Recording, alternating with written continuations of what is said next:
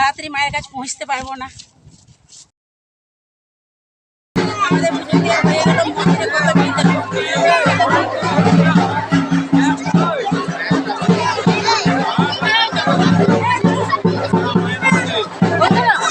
নিয়ে যাবে তো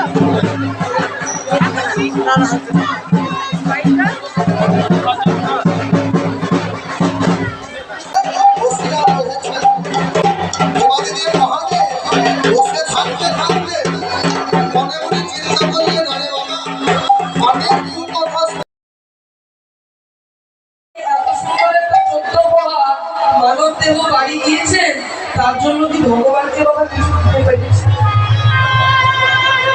তার জন্য কি ভগবানকে কিছু করবার খাতিরে দিয়েছি যে হে প্রভু বাড়ি দিয়ে